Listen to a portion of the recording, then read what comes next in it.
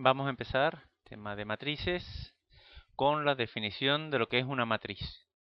Una matriz, como vemos aquí el ejemplo, es una tabla ordenada con m filas y n columnas. Siempre al principio, lo primero se pone número de filas y luego el número de columnas. En esta matriz que tenemos aquí, tenemos el número de filas, m, y el número de columnas, hasta la n. Y los elementos de una matriz, de forma general, se expresa como A y J. Por tanto, el elemento primero, A sub 1, 1, es aquel que está en la primera fila, primera columna. El 1, 4 estaría en la primera fila, cuarta columna. El 2, 6 estaría en la segunda fila, sexta columna. Por tanto, se puede decir que la dimensión de una matriz es m por n. Por tanto, una matriz, si se expresa, pertenece al conjunto de las matrices de orden m por n.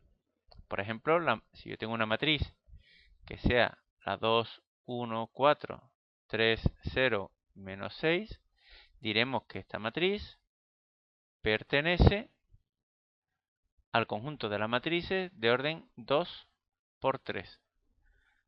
O sea, tendrá dos filas, como aquí vemos, y tres columnas.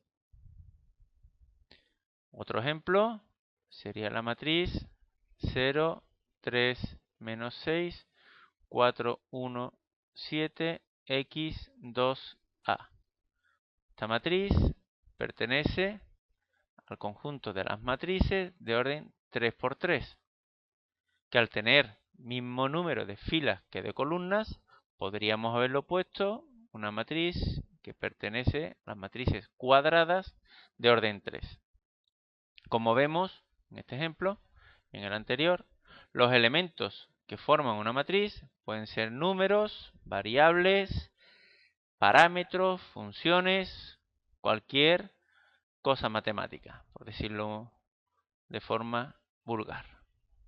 También tenemos que saber que dos matrices son iguales si tienen exactamente el mismo orden, o sea, tienen las dos el mismo número de filas y el mismo número de columnas, y cada elemento es exactamente el mismo. Por tanto, la matriz 2, 1, 0, menos 6 solamente es igual a la matriz 2, 1, 0, menos 6. Da igual que tenga una matriz los mismos elementos, que si no están en la misma posición no se consideran iguales. Vamos a ver ahora una serie de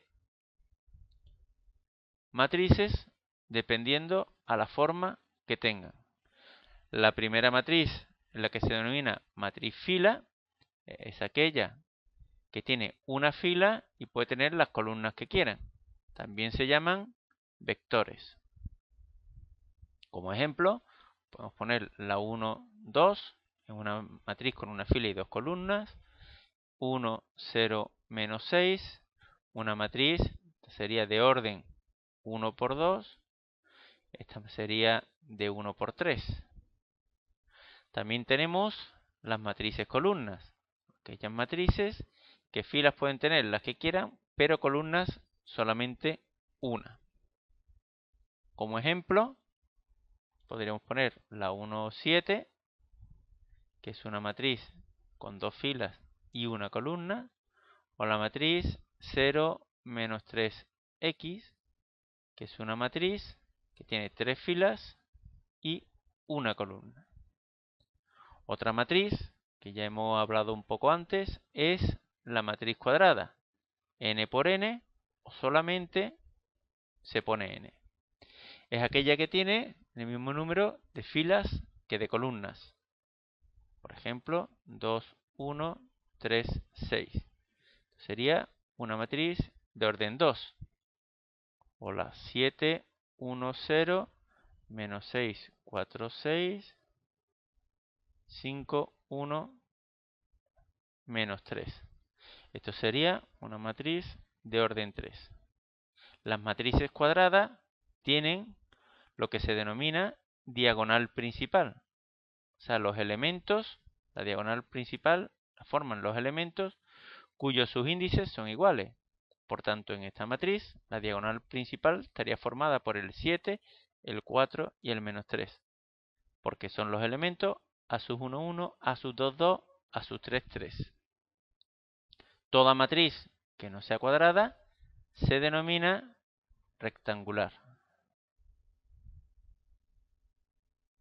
También tenemos la matriz traspuesta. Si tengo una matriz, puedo calcular su traspuesta, que es aquella que los elementos i, j se convierten en ji. Por ejemplo, si yo tuviese la matriz 2, 1, 3, 0, 6, 5, su matriz traspuesta sería 2, 1, 3, 0, 6, 5, donde cada fila se convierte en una columna. La primera fila se convierte en la primera columna y la segunda fila en la segunda columna. Las propiedades de la matriz traspuesta están aquí. La propiedad 2, 3 y 4, hasta que no aprendamos a operar, no se va a entender del todo, pero es evidente la primera. Si una matriz traspuesta le hallo otra vez la traspuesta, volvemos a la primera. Otro tipo de matrices es la matriz simétrica. La matriz simétrica es aquella que los elementos ij y los elementos ji son iguales. O sea, una matriz simétrica sea aquella que en la diagonal puede tener lo que quiera, pero el elemento, si el 1, 2 es un 7, el 2, 1 es un 7. Si el 1, 3 es un 5, el 3, 1 es un 5. Si el 2, 3 es un 8, el 3, 2 es un 8. Es simétrica con respecto a la diagonal.